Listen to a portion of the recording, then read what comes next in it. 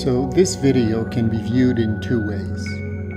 You can sit and watch the whole thing attentively, or you can watch in a distracted manner. Look at the video for a few seconds, then look somewhere else at another artwork possibly, and then come back to this video and you will see that the image has changed. The video itself, it depicts several interior views of maybe even familiar Western museum spaces like the MoMA and the Met in New York, the Louvre in Paris, the Tate in London, and so on. The views are still, and they dissolve into each other very slowly. The spaces depicted are empty, and sometimes they appear very flat, as if you're looking at a fake backdrop as opposed to a real deep space. In most images, you face an entrance. In other images, you face a corner or a wall. There is a wall text, a story that accompanies this video. I'll paraphrase it. It says that at the opening of a museum in an Arab city, a proud local resident rushes the entrance, but she finds that she's unable to enter the museum. Why can't she go in? Well, this particular person, she's afraid that were she to walk in, she will hit a wall.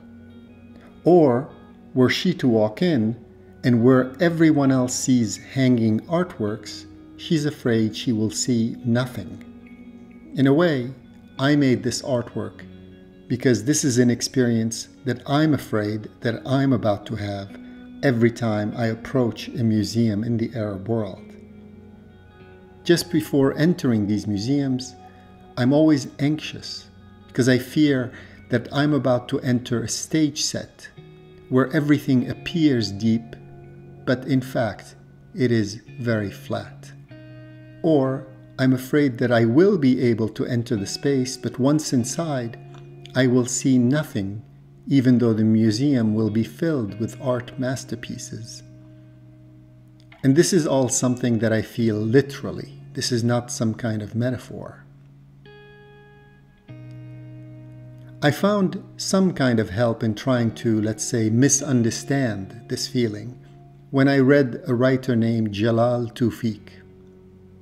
And he writes about a concept called the withdrawal of tradition past a surpassing disaster.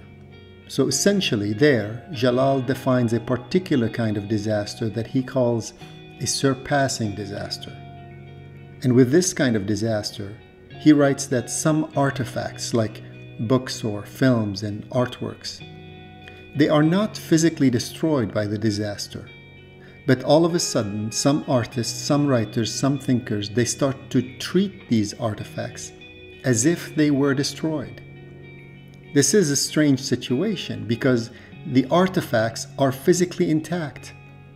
But the artist, you as an artist, and in your artwork, you present it as if it had been destroyed. And by this, I don't mean that you show a burned or slashed painting. No. You can show that the artwork is intact, physically intact, but you claim that you and only you can't see it, for example. Not because there's something wrong with your eyes or mind, but because the artwork itself is now affected with an invisibility. It's not available to vision, that's all, which is a lot, I suppose. From a more historical or economic perspective, I can say that I made this video after years of traveling in the Arab world and looking at the incredible building boom of a new arts infrastructure. Museums, schools, art fairs, art collections, and so on were emerging at a very fast pace in cities like Beirut, Dubai, Abu Dhabi, Doha.